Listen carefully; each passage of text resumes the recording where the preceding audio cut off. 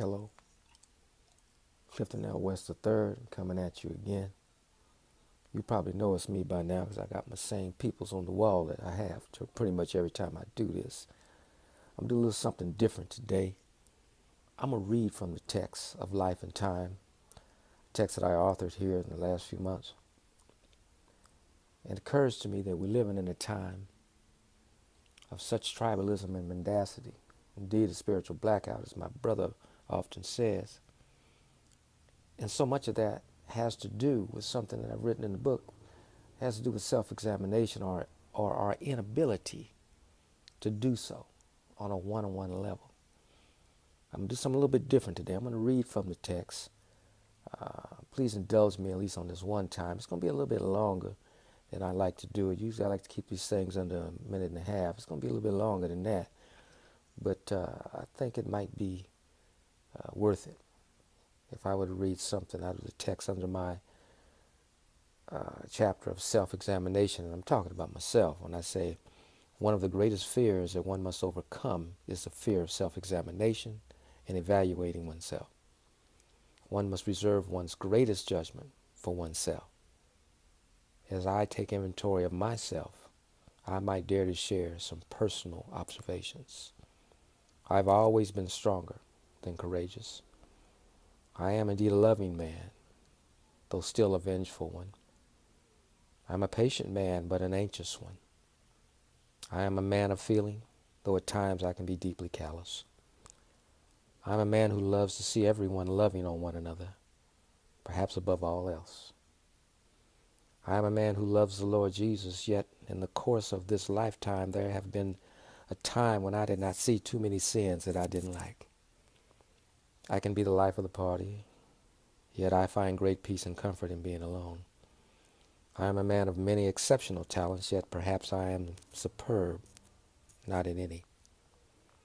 I am selfishly unselfish, yet I am a guardian of my vulnerability. I am a man of more diplomacy than assertiveness. I am more soft-spoken than demanding. I have been granted an intense lust and love for life.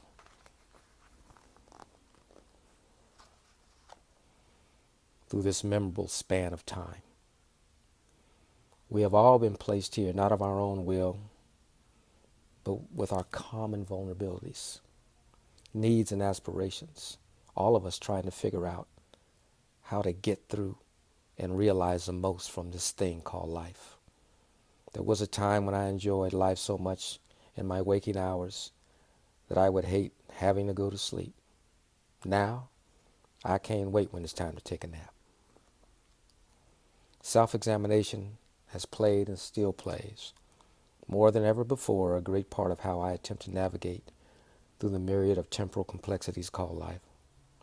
Self-examination reveals to me that at my core, I am no better than anyone else. I attempt to grow daily in honesty about myself. It is only due to God's grace and mercy that I can see my duty is not to judge, but rather to shine forth and to feed others through the love and wisdom that He has placed within my mind, my soul, my body, and my will. Though I may abhor the acts of another person, it is only God's domain to judge them for what they do. The good news is that I have been entrusted to share with others. It's not an exclusive commodity that I can only share with those whom I perceive believe as I do. No. But rather, what the Lord has gifted me